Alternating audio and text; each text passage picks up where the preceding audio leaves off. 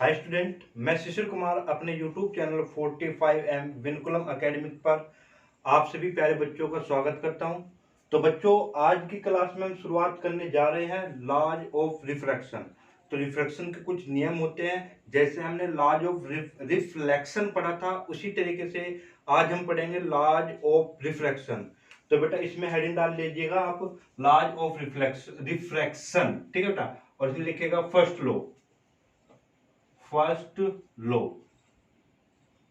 ठीक है। लिखने बेटा इसमें, according to the first law of refraction, according to the first law of refraction of light, inverted comma में लिखेगा बेटा, the incident ray, comma refracted ray, comma refracted, REFRACTED, refracted ray, and normal, at the point of incidence,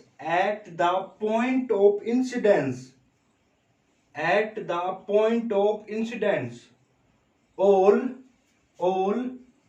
lie in the same plane, all lie in the same plane, ठीक है बेटा। तो first law क्या कहता है कि the incident ray, refracted ray and the normal आपके सभी के सभी आपके कहां पे होंगे बेटा, सेम प्लेन पर ही लाई करेंगे। क्लियर है। अब आप लिखना second law,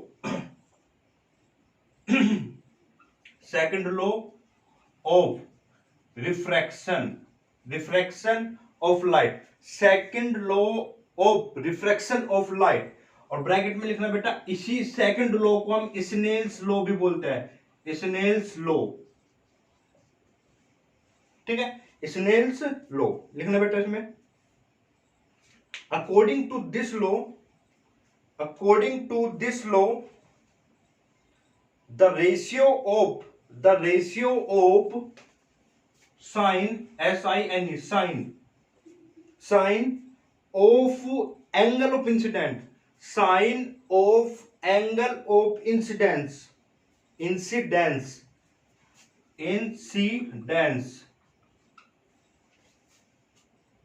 to the sine of angle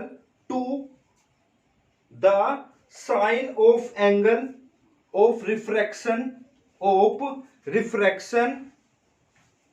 is constant for a given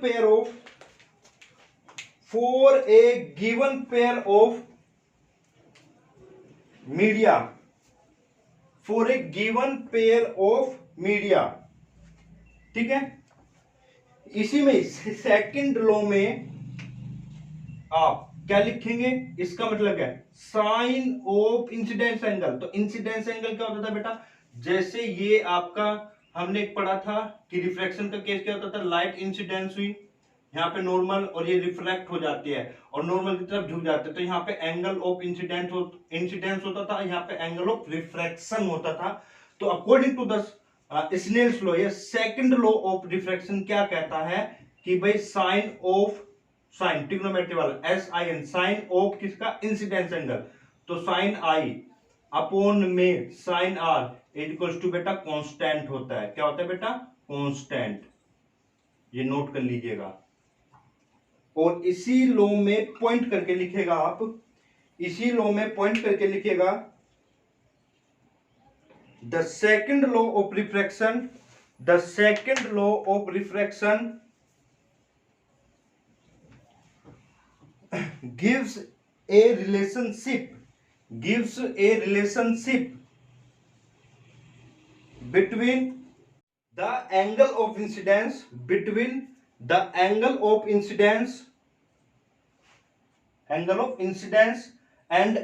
of refraction, ठीक है बेटा। नेक्स्ट पॉइंट करके लिखना है इसी में ही, नोट करके लिखना बेटा, आप नोट करके पॉइंट लिखो एक, लिखो the value of the constant, the value of the constant sine I upon sine R, the value of constant sine I upon sine R for a ray of light, for a ray of light passing from air, passing from air into a particular medium, passing from air into a particular medium, particular particular particular medium is known as the refractive index, is known as the refractive index of that medium, of that medium। तो बेटा ये ध्यान रखना है, जो ये sign I upon में sign are, ये जो कांस्टेंट वैल्यू थी, ये आपको क्या देता है, refractive index of that medium देता है। और इसको रिफ्रैक्टिव इंडेक्स को दर्शाता हूं मैं एन से। किससे दर्शाता है बेटा, एन से। तो ये चीज आपको ध्यान रखनी है, इस फॉर्मूले का हम आगे भी यूज करेंगे। तो यहां पर आपके दो नियम थे, laws of refraction. Number first था आपका the incident ray, refracted ray and the normal all lie in the same plane. Second जो लॉ था वो था आपका कि भाई, या उसको मैं स्नेल लॉ के नाम से भी जानता हूं, the ratio of the sine of the incidence angle to the sine of the refracted angle. ठीक है बेटा, तो ये साइन, ये ट्रिग्नोमेट्री की हम बात करते हैं यहाँ पे, साइन आई साइन आर, ठीक है, SIN लिखते हैं बेटा। ठीक है, तो उनके रेशियो से हम ये निकालते हैं, ये कांस्टेंट रहता है आपका। और बाकी के जो मैंने पॉइंट यहाँ पे लिखवाया है और ये नोट में लिखा है, अगर आपसे पूछे तो बताना है, वरना लॉज में आपको सिर्फ यहीं तक लिखना है। ठीक है बेटा, चलिए। तो बेटा अब हम डिस्कस करेंगे रिफ्रैक्टिव इंडेक्स के बारे में, क्योंकि जो हमने लॉज ऑफ सेकंड लॉ पढ़ा था रिफ्रैक्शन का, तो वहां पे एक वर्ड यूज हुआ था आपको जिसमें बोला गया था रिफ्रैक्टिव इंडेक्स। तो बेटा अब हम अच्छे से पढ़ेंगे रिफ्रैक्टिव इंडेक्स होता क्या है। देखो, हमें ये तो मालूम है कि जो रिफ्रैक्शन होता है वो क्यों होता है बेटा, कि जब लाइट एक मीडियम से दूसरे मीडियम में जाती है, तो बेटा क्या होता है, स्पीड ऑफ द लाइट क्या होती है, चेंज हो जाती है। जब भी लाइट आपके एक मीडियम से दूसरे मीडियम में जाएगी तो speed of the light change हो जाती है, और स्पीड ऑफ लाइट चेंज होने की वजह से ही जो आपकी लाइट है या तो नॉर्मल के और झुक जाती है या नॉर्मल से दूर की तरफ चली जाती है। ठीक है, ये हमने चीजें पढ़ी हुई है। तो अब हम बात करेंगे रिफ्रैक्टिव इंडेक्स की, इंपोर्टेंट टॉपिक है आपका, तो नोट कीजिएगा आपका सबसे पहला पॉइंट कि रिफ्रैक्टिव इंडेक्स होता क्या है।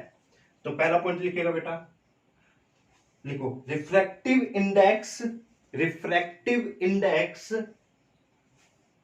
is a measure of, is a measure, MEASURE, measure of how much the speed, how much the speed of light, how much the speed of light changes, changes, CHANGES, changes, बदल जाना, when it enters, when it enters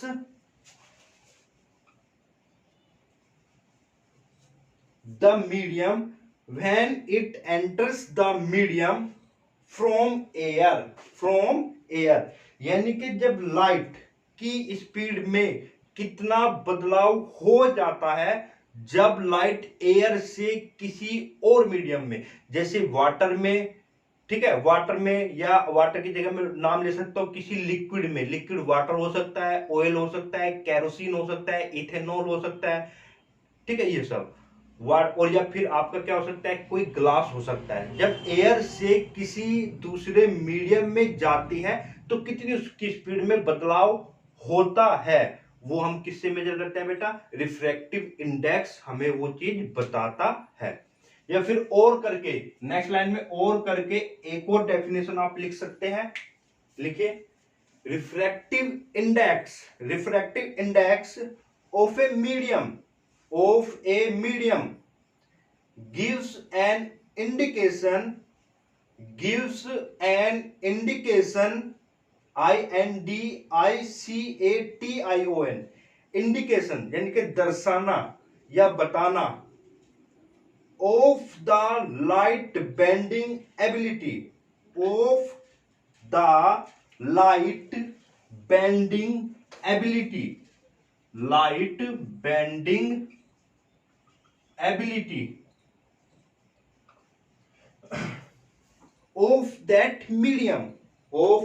medium। इस definition का क्या मतलब, यानी कि आपका refractive index, किसी भी मीडियम का रिफ्रैक्टिव इंडेक्स ये बताता है कि उस मीडियम की कितनी क्षमता है कि वो लाइट को बेंड कर सके, यानी कि लाइट बेंडिंग एबिलिटी, ठीक है, ऑफ द मीडियम। ये चीजें मेजर करता है किससे, रिफ्रैक्टिव इंडेक्स से, ठीक है बेटा। अभी नेक्स्ट नोट करके लिखना आप, नोट, ये तो आपसे रिफ्रैक्टिव इंडेक्स की डेफिनेशन थी, ठीक है बेटा। नोट करके आप पहला पॉइंट लिखना बेटा, ये इंपॉर्टेंट है, बहुत जगह क्वेश्चन पूछा जाता है आपसे। देखो, when the light travels, travels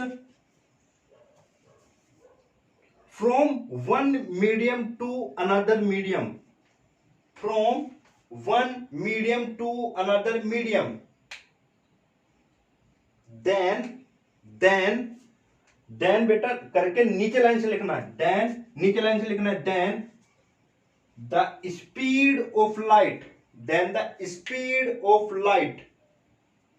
and wavelength, इसको मैं दर्शाता हूं बेटा लैम्डा से, ठीक है, लैम्डा बोलते हैं इसको। वेवलेंथ चेंजेज, चेंजेज, यानी कि जब लाइट एक मीडियम से दूसरे मीडियम में ट्रेवल करती है तो स्पीड और wavelength of the light change होती है, बट कंटिन्यू लिखना, बट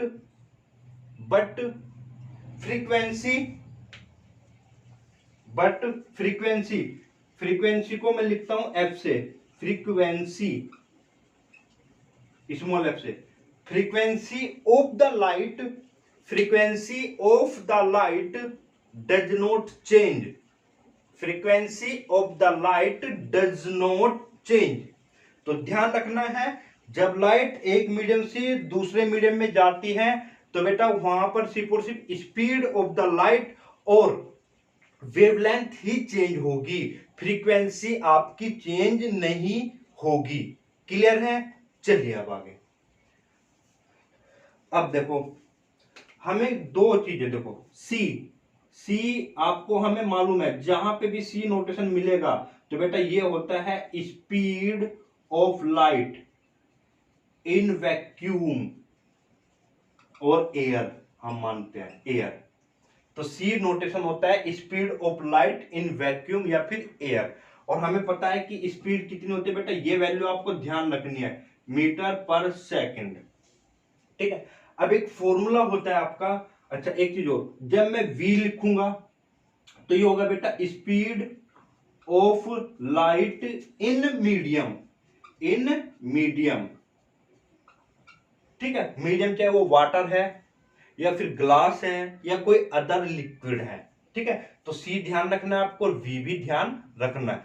अब इसमें छोटे छोटे से कुछ पॉइंट है, देखो, तो सी बराबर में होता है लैम्डा और एफ, ठीक है। तो सी हमें पता ही है speed of light in vacuum, और वैक्यूम या फिर एयर, ये क्या होता है बेटा, वेवलेंथ, और एफ क्या होता है बेटा यहाँ पे, फ्रीक्वेंसी। तो ये सी बराबर लैम्डा इंटू में फ्रीक्वेंसी एक फॉर्मूला होता है आपका, ठीक है। अच्छा जी, ये बात थी जब मैं वैक्यूम की बात करता हूं। अगर मैं मीडियम की बात करता हूं तो V बराबर हो जाएगा बेटा एफ और लैम्डा एम, हमने बात की ना, देखो मैंने ये दो नोटेशन बदले हैं, लैम्डा और सी और वी। क्यों? क्योंकि हमने अभी अभी पढ़ा है कि स्पीड और लैम्डा यानी कि वेवलेंथ चेंज होती है, तो नोटेशन भी अलग अलग लेता हूं। तो ये क्या है बेटा, speed of light in medium, ठीक है, फ्रीक्वेंसी कांस्टेंट रहती है, ठीक है, और ये क्या है बेटा, wavelength, wavelength of light in medium, in medium, ठीक है बेटा। एक ये फॉर्मूला बनता है आपके पास में। तो बेटा अभी हमने दो फॉर्मूले पढ़े, नंबर एक सी बराबर में एफ लैम्डा फर्स्ट, और वी बराबर में क्या पढ़ा बेटा, एफ लैम्डा एम। मैं क्या करता हूं, इन दोनों को डिवाइड कर देता हूं। तो डिवाइड जब हम कर देंगे तो ये सी अपॉन में वी हो जाता है, और यहां से एफ कैंसिल हो जाएगा, लैम्डा अपॉन में कितना बना बेटा, लैम्डा एम, ठीक है। ये जो वैल्यू होती है ना सी अपॉन में वी, इसी को मैं बोलता हूं refractive index, refractive absolute, sorry absolute, ABSOLUT, absolute refractive index, और इसको मैं दर्शाता हूं बेटा एन से। तो क्या हो गया जी, सी अपॉन में वी और लैम्डा अपॉन में लैम्डा एन। तो यहां से मैं इस रिलेशन को उठा लेता हूं कि भाई एन बराबर में लैम्डा अपॉन में लैम्डा एम, ठीक है बेटा। तो ये क्या हो गई, वेवलेंथ का रेशियो हो गया, यानी कि आप रिफ्रैक्टिव इंडेक्स लैम्डा अपॉन में, लैम्डा क्या है बेटा, wavelength of light in vacuum, और wavelength of light in medium, M का मतलब यहां पे मीडियम है, ठीक है।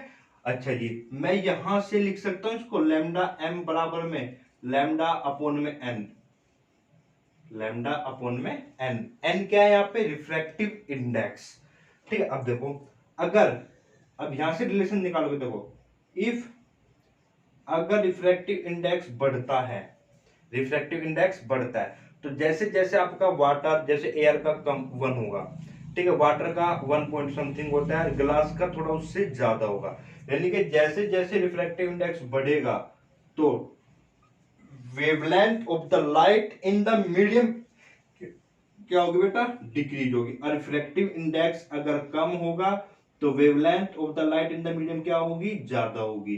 तो ये चीज आपको ध्यान रखनी है, और ये फॉर्मूला भी। तो आपका कहीं ना कहीं पे अभी तक एक दो और ये तीन फॉर्मूले हो जाते हैं, और ये हम बोलते हैं रिफ्रैक्टिव इंडेक्स, ठीक है। तो यहां से ये, ठीक है, तो रिफ्रैक्टिव इंडेक्स के यहाँ पर एन बराबर में सी अपॉन वी भी लिख सकते हैं, और बेटा एन, सॉरी रिफ्रैक्टिव इंडेक्स बराबर लैम्डा अपॉन में लैम्डा एम भी लिख सकते हैं, ये आपके फॉर्मूले बन जाते हैं, ठीक है। चलिए अब नेक्स्ट पॉइंट पे, तो अब यहां से देखो, अगर वेवलेंथ बेटा ज्यादा होगी तो रिफ्रैक्टिव इंडेक्स क्या होगा, कम होगा, और रिफ्रैक्टिव इंडेक्स कम होने का मतलब यह है कि वो लाइट कम बैंड होगी, यानी कि वो मीडियम जिसका रिफ्रैक्टिव इंडेक्स कम है वो आपका लाइट को कम बैंड करेगा, जितना ज्यादा रिफ्रैक्टिव इंडेक्स लाइट को उतना ही ज्यादा बैंड करेगा, यानी कि मोड़ देगा, ठीक है। तो मैं यहां से एक पॉइंट आप लिखिएगा प्लीज, तो यहां पे लिखे ना, मैं रिफ्रैक्टिव इंडेक्स को शॉर्ट में RI लिख रहा हूं, रिफ्रैक्टिव इंडेक्स, ठीक है बेटा, इज लिखना मिनिमम, मिनिमम फॉर रेड, ठीक है, रेड, और and maximum for violet light, या कलर बोल सकते हैं आप, वायलेट लाइट। तो यहां से मुझे पता चल गया, अगर इसका refractive index, refractive index minimum होगा किसके लिए बेटा, रेड के लिए, तो यहां से मैं बता सकता हूं, यहां से मैं बता सकता हूं, तो वेवलेंथ क्या होगी बेटा इसकी, मैक्सिमम होगी किसकी, रेड की, क्योंकि अगर ये कम है तो बेटा ये ज्यादा होगा, ठीक है। उसी तरीके से रिफ्रैक्टिव इंडेक्स मैक्सिमम है बेटा किसके लिए, वायलेट लाइट के लिए, तो इसका मतलब क्या होगा, लैम्डा मिनिमम होगी किसके लिए बेटा, वायलेट के लिए। तो ये चीजें आपको थोड़ा सा ध्यान रखना है केसेज से, ठीक है। चलिए अब नेक्स्ट आप हेडिंग लिखिएगा, factor on which, factors on which refractive index of medium, factors on which refractive index of medium depends, refractive index of medium depends। Number 1 लिखेगा आप, number 1 nature of material, nature of material of the medium, nature of the material of the medium. Second point लिखेगा आप density of the medium, density of the medium. और number 3 हमने देखा है कि जो रिफ्लेक्टिव इंडेक्स है वो डिपेंड कर रहा है बेटा किस पे, कलर पे, कि रेड के लिए आपका ये मिनिमम हो गया, वायलेट के लिए क्या होगा, मैक्सिमम हो गया। यानी कि कहीं ना कहीं मटेरियल या आपका मीडियम का रिफ्रैक्टिव इंडेक्स उस कलर की लाइट पर डिपेंड कर रहा है जो उस पर गिर रही है। ठीक है, तो लिखेगा थर्ड पॉइंट करके लिखेगा कलर और wavelength of the light, colour और वेवलेंथ ऑफ द।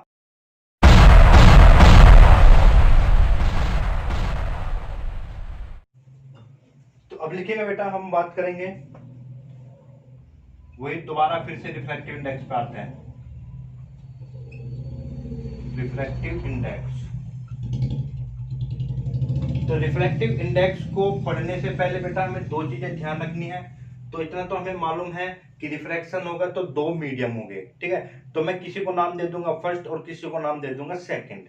ठीक है, कि लाइट कहां से कहां पर, किस मीडियम में, किस मीडियम से, ये ध्यान रखना, किस मीडियम से किस मीडियम में जा रही है। ठीक है, तो उसके कुछ नोटेशन होते हैं वो देखना। अब आप देखो, जैसे मैं लिखता हूं ये n क्या है बेटा, रिफ्रैक्टिव इंडेक्स है, तो यहां पे मैं लिखता हूं मीडियम फर्स्ट, मीडियम फर्स्ट, और ये इधर हम लिखते हैं मीडियम सेकंड, मीडियम सेकंड। तो इसका मतलब हम इसको कैसे पढ़ेंगे, ऐसे पढ़ेंगे कि भाई यहां से लाइट का मतलब क्या होगा कि जो लाइट है वो मीडियम 1 से मीडियम सेकंड में जा रही है, सेकंड में जा रही है। इसका मतलब ये है, जैसे मैं लिखता हूं कि भाई n, a और g, तो a का मतलब बेटा एयर है और g का मतलब ग्लास है। यानी कि जो लाइट है travelling from air to glass, air to glass, तो यानी कि जो light passes from air to glass. ठीक है बेटा, जैसे मैंने लिखा n, g और w। ठीक है, तो इसका मतलब क्या हो गया बेटा कि जो लाइट है, जो लाइट है वो ग्लास से वाटर में जा रही है। ठीक है, तो ये इस तरीके से आपको पढ़ना है। पहला मीडियम का मतलब है कि कहां से, सेकंड यहां पे जो लिखा होगा वो होगा कि दूसरे मीडियम, किस मीडियम में जा रही है। इसको सिंपल से मैं लिखता हूं कि भाई N12, N12। इसी को ही किसी किसी बुक में रिप्रेजेंट किया हुआ है बेटा इस तरीके से कि N12 को ऐसे भी रिप्रेजेंट किया है कि N21, N21। अब इसका मतलब क्या है, इसका मतलब है बेटा रिफ्रैक्टिव इंडेक्स, ये ध्यान से समझना, refractive index of medium second, medium second with respect to medium first. ठीक है, जैसे 1 2 यानी कि एयर से फर्स्ट मीडियम से सेकंड में जा रही है और 2 1 लिखता है, तो इसको देखना ध्यान से। पहले क्या लिखा हुआ है 2, यानी कि रिफ्रैक्टिव इंडेक्स, एन का मतलब क्या है, refractive index of medium second with respect to first. जैसे मैं लिखता हूं कि भाई एन ए जी, ठीक है, तो इतना तो मुझे कंफर्म है कि एयर से ग्लास में जा रहे हैं, यानी कि मुझे ग्लास और ये एयर, जी से ग्लास और ए से एयर, तो इसको मैं लिख सकता हूं कि रिफ्रैक्टिव इंडेक्स, इसको पूरा लिखना है बेटा आपको, refractive index of glass with respect to air. ठीक है, जैसे मैंने इसको लिखा कि भाई मैं वाटर और ग्लास ले लेता हूं, तो यहां पे इसको मैं कैसे लिखूंगा कि भाई ग्लास और वाटर। इसका मतलब क्या हुआ, इसका मतलब क्या कि वाटर से ग्लास में जा रही है, वाटर से ग्लास में, ठीक है। तो और ये इसको मैं ऐसे भी लिख सकता हूं ग्लास और वाटर, तो इसका मतलब क्या हो बेटा कि रिफ्रैक्टिव इंडेक्स ऑफ ग्लास, ये ग्लास किसके रेस्पेक्ट में, वाटर के, विद रेस्पेक्ट टू वाटर। तो ये छोटे छोटे से नोटेशन है, किसी किसी बुक में इस तरीके से नोटेशन मिलेंगे आपको और किसी किसी बुक में इस तरीके से नोटेशन मिलेंगे, तो घबराने की बात नहीं है, बिल्कुल क्लियर आपको ये चीजें होनी चाहिए आपकी, ठीक है। चलिए अब रिफ्रैक्टिव इंडेक्स की अगर मैं बात करूं, रिफ्रैक्टिव इंडेक्स को हम दो तरीके से पढ़ते हैं बेटा, दो तरीके से। नंबर एक हम पढ़ते हैं absolute, ABSOLUT, absolute refractive index, ठीक है। और एक होता है relative refractive index, relative, RELATIV, relative refractive index, ठीक। एक एब्सोल्यूट, एक रिलेटिव। तो हमें ये तो कंफर्म है कि रिफ्रैक्टिव इंडेक्स का मतलब आपको समझ जाना है कि दो मीडियम होंगे, दो मीडियम होंगे। एयर ग्लास हो सकता है, ग्लास एयर हो सकता है, ग्लास वाटर हो सकता है, वाटर ग्लास हो सकता है, ठीक है बेटा। और आपका मैं बोल सकता हूं ग्लास अल्कोहल हो सकता है, अल्कोहल केरोसिन हो सकता है। तो दो मीडियम आपके अलग अलग होंगे, जिनकी डेंसिटी भी अलग अलग है और बेटा जिनका मटेरियल भी अलग अलग है, ठीक है। और यानी कि स्पीड ऑफ द लाइट भी अलग अलग होगी, ठीक है। तो एब्सोल्यूट का मतलब क्या है कि जब आप दो मीडियम लोगे तो एक मीडियम हमेशा और हमेशा उसमें एयर रहेगा, क्या रहेगा, एयर, ठीक है। तो एक मीडियम तो हमेशा एयर रहेगा और दूसरा मीडियम आपका कुछ भी हो सकता है। तो यानी कि एब्सोल्यूट रिफ्रैक्टिव इंडेक्स जब भी आप पढ़ोगे तो आपको ध्यान रखना है कि one medium will always be air, air या फिर बेटा हम वैक्यूम, ठीक है। तो एक मीडियम तो हमेशा हमेशा एयर होगा, ये कंफर्म है आपका। सेकंड आप वाटर ले लो, ग्लास लो, कुछ भी लो, वो बात अलग है, यानी कि एयर से वाटर में, वाटर एयर से ग्लास में, ठीक है। तो एक मीडियम ये होगा, तो जहां पर एक मीडियम एयर होगा एब्सोल्यूट रिफ्रैक्टिव। रिलेटिव का मतलब होता है, रिलेटिव यानी कि संबंध, संबंध यानी कि सापेक्ष, क्या बोलेंगे, सापेक्ष, यानी कि उसके कंपेयर में ये वाला, उसके कंपेयर में ये वाला, ठीक है। तो रिलेटिव यानी कि दो मीडियम को मैं कंपेयर, यहां पर दोनों मीडियम कुछ भी हो सकते हैं, ठीक है। दोनों मीडियम कुछ भी हो सकते हैं, कुछ भी हो सकते हैं। तो ये चीज आपको बिल्कुल क्लियर होनी चाहिए। एब्सोल्यूट का मतलब एक एयर होगा और दूसरा कुछ भी, रिलेटिव में दोनों मीडियम कुछ भी हो सकते हैं। जैसे मैं यहां पे मैं पेयर करूं तो एयर और वाटर हो सकता है, एयर ग्लास हो सकता है, एयर अल्कोहल हो सकती है, ठीक बेटा, एयर केरोसिन हो सकती है। यहां पे मीडियम, दोनों मीडियम कुछ भी हो सकते हैं, ग्लास वाटर हो सकता है, ठीक है, वाटर केरोसिन हो सकता है, ठीक है, ग्लास अल्कोहल हो सकता है, ठीक है। तो ये इस तरीके से आपका है। तो अब आप हेडिंग लिखिएगा इसमें, absolute refractive index, absolute refractive index, ठीक बेटा, एब्सोल्यूट रिफ्रैक्टिव इंडेक्स लिखेगा। It is defined as the, it is defined as the ratio of the, it is defined as the ratio of the speed of light in vacuum, speed of light in vacuum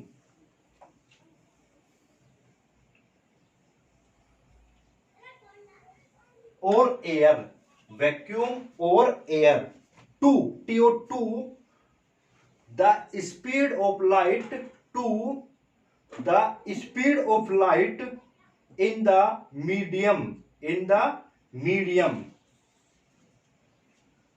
ठीक है जी। तो क्या कहा इसने कि it is absolute, तो क्या कहा है बेटा इसने, अकॉर्डिंग टू द डेफिनेशन क्या कहा है, refractive index, absolute refractive index का फॉर्मूला है, it defined as the ratio of the speed of light in vacuum. तो speed of the light in vacuum को किससे हम दर्शाते हैं, सी से या एयर में, ठीक है। और किसके, to the speed of light in the medium, तो मीडियम में जो स्पीड होता है हम किससे दर्शाते हैं, वी से। तो यहां पे हम लिख सकते हैं ये क्या है बेटा, speed of light in vacuum या फिर एयर, और ये क्या है बेटा, speed of light in medium, ठीक है बेटा। तो इसको नोट कीजिएगा, ये फॉर्मूला बन जाता है। तो यहां पे ये फॉर्मूला लिख सकते हैं, तो जब भी ये केस होगा तो। और हमें मालूम है, हमें एक चीज कंफर्म है कि जो स्पीड ऑफ लाइट होती है वैक्यूम में वो आपके सबसे अधिक होती है और मीडियम में घट जाती है। यानी कि कहीं ना कहीं मैं ये लिख सकता हूं, सी हमेशा बड़ा होता है वी से, कि speed of light in vacuum और air is always greater than the speed of light in vacuum. अगर ये हमेशा बड़ा होगा और ये छोटा, तो जब मैं बड़ी वैल्यू को छोटी वैल्यू से डिवाइड करता हूं तो बेटा आंसर हमेशा 1 से ग्रेटर होता है। 1 से क्या होता है, ग्रेटर होता है। तो सिंस करके लिखिएगा, since C greater than V है, तो मैं पहला पॉइंट आपका लिख सकता हूं एब्सोल्यूट। अब मैं शॉर्ट में लिख रहा हूं, आपको ये पूरा लिखना है। Absolute refractive index of a medium, of a medium, of a medium is always greater than unity, unity,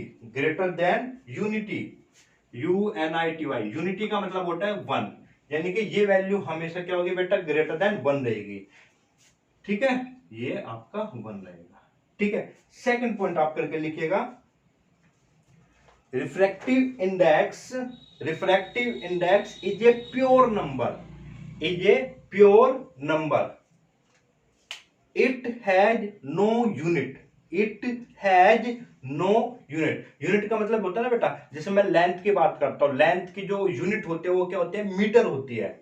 उसको हम मीटर में, सेंटीमीटर में, किलोमीटर में मेजर करते हैं। तो यहाँ पे रिफ्रैक्टिव इंडेक्स की ऐसी कोई यूनिट नहीं होती। जैसे वेट की, मास की मैं बात करता हूं तो मास किस में मेजर करते हैं हम, केजी में, ठीक है ना। तो यहां पर जो आपका रिफ्रैक्टिव इंडेक्स है सिंपल एक नंबर है, जैसे 1 होगा, 1.5 होगा, 1.2 होगा, 1.57 होगा, ये प्योर एक नंबर होगा, इसके आगे कोई भी यूनिट नहीं आएगी, ठीक है बेटा। तो ये तो थी बात आपकी एब्सोल्यूट रिफ्रैक्टिव इंडेक्स की। अब हम बात करेंगे रिलेटिव, हेडिंग डालेगा relative refractive index, relative reflective index. अब यहां पर हमने क्या बात की थी बेटा, हमने यहां पर बात की थी कि कोई भी दो मीडियम हो सकते हैं। तो आप लिखिएगा when the light is going from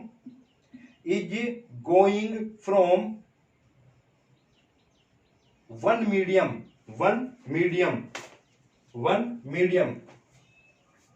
bracket में लिखेंगे बेटा हम इसको, ब्रैकेट में लिखना अदर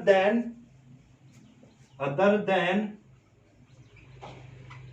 वैक्यूम और एयर, अदर देन वैक्यूम और एयर, ठीक है। यानी कि एक मीडियम वैक्यूम और एयर को छोड़ के, ब्रैकेट बंद, to another medium, to another medium, then the value of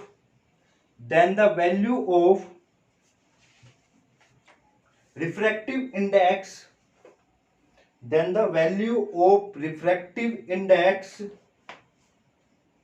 is said to be relative refractive index, relative refractive index। जैसे हम बात करते हैं बेटा, एक एग्जांपल ले लेते हैं। जैसे ये यहां पर ये कोई सरफेस हो गई, यहां पर कोई मीडियम है, फर्स्ट ये रेयर, सेकंड मीडियम ये मान लेता हूं डेंसर, ठीक है। इस मीडियम में, ये मीडियम कुछ भी हो सकता है अदर देन एयर, कुछ भी हो सकता है। यहां पर वेलोसिटी v1 मान लेता हूं, और मैंने कहा है जब मैं v लिखूंगा तो समझ लो मैं मीडियम की बात कर रहा हूं, एयर और वैक्यूम की बात नहीं होगी। यहां पर वेलोसिटी क्या है बेटा, v1 है, और यहां पर वेलोसिटी लाइट की क्या है, v2 है। और हमें पता है जब लाइट मान लो आती है रेयर से, तो यहाँ पे नॉर्मल बना दिया, रेयर से डेंसर में आती है तो नॉर्मल की तरफ झुक जाती है, तो ये हो गया आर और ये हो गया बेटा आई। ठीक है, तो मुझे रिफ्रैक्टिव इंडेक्स निकालना है, रिलेटिव रिफ्रैक्टिव इंडेक्स निकालना है। तो इसको मैं क्या लिख सकता हूं, मीडियम फर्स्ट और मीडियम सेकंड। तो लाइट कहां से आ रही है, तो इसको मैं लिखूंगा लाइट कहां से आ रही है बेटा, 1 से, किस में जा रही है, 2 वाले मीडियम में, यानी कि मैं रिफ्रैक्टिव इंडेक्स किसका, सेकंड का, विद रेस्पेक्ट टू 1 निकालना हो तो मैं इसको ऐसे लिख सकता हूं कि speed of light in medium first और speed of light in medium second. ठीक है, चलिए।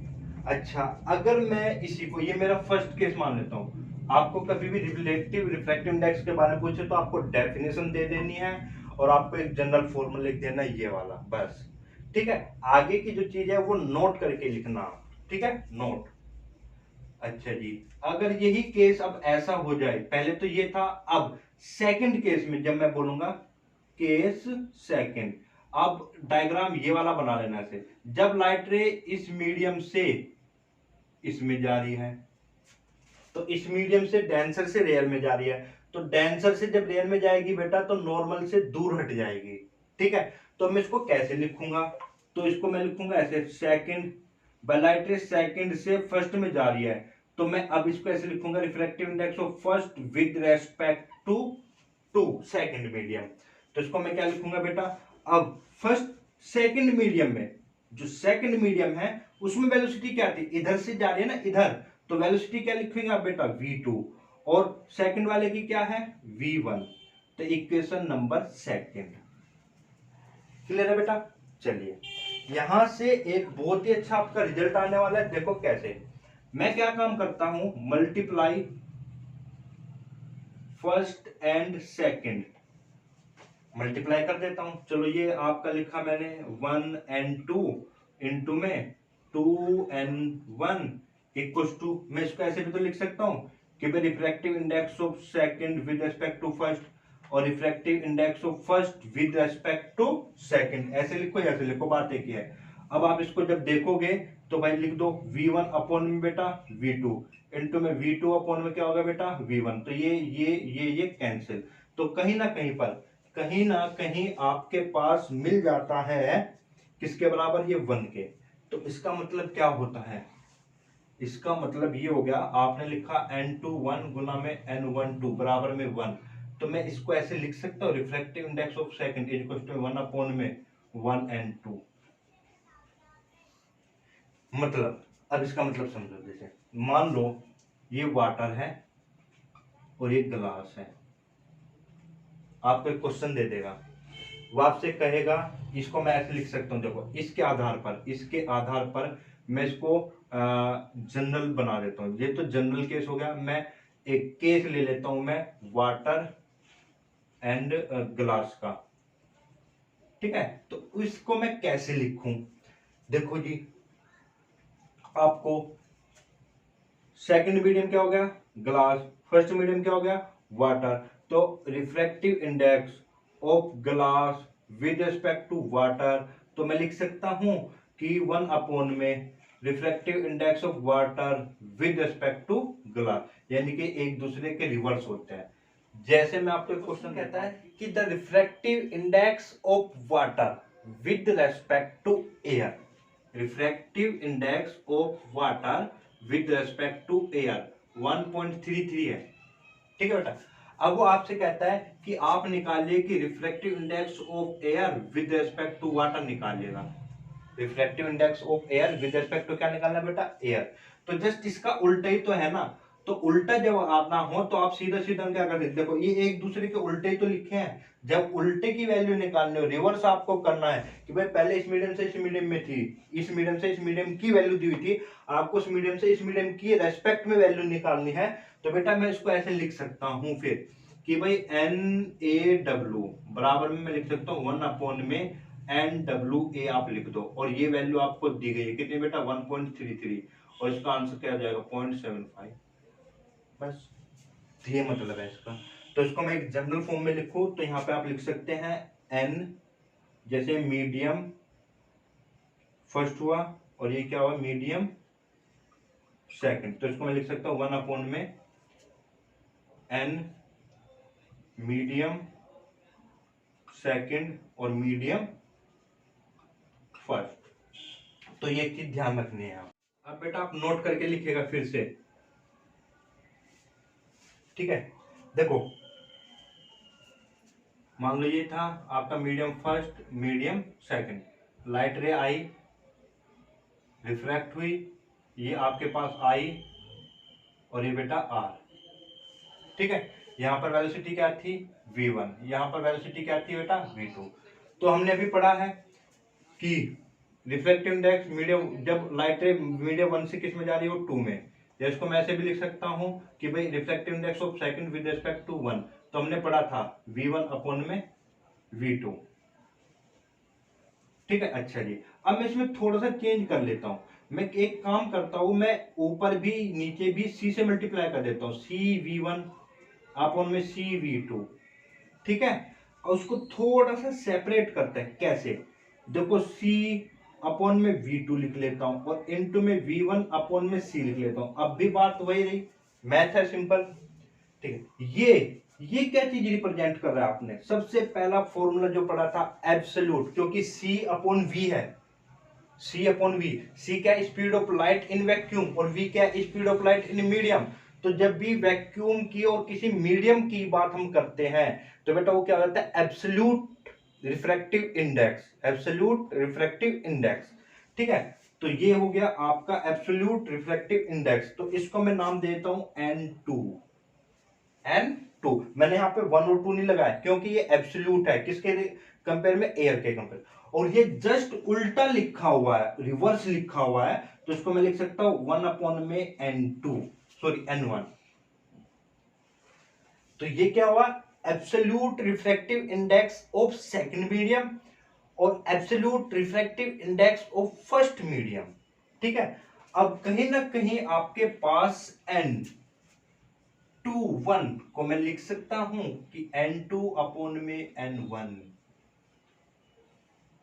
n2 में n1, ठीक है। अच्छा जी, by Snell's law, second law of refraction भी हम बोलते हैं, हमने पढ़ा था और मैंने वहां पे कहा था कि इस कंडीशन का हम आगे यूज करेंगे। तो n बराबर में हमने क्या पढ़ा था, साइन आई में साइन आर, और बेटा n यहाँ पे क्या है आपके पास, n21, या आप n1 मीडियम से सेकंड मीडियम में जा रहे हो, तो इसको मैं लिख सकता हूं साइन आई में साइन आर। तो यानी कि रिफ्रैक्टिव इंडेक्स का एक और केस बन जाता है आपके पास ये वाला, ठीक है। तो ये रिलेशन भी आपको ध्यान रखना है। और कहीं ना कहीं इसको मैं थोड़ा सा और अगर बिल्कुल एग्जैक्ट फिगर बता दूं इसकी, तो ये इसका मतलब क्या है, n2 में n1 इज इक्वल टू में साइन आई में साइन आर। तो ये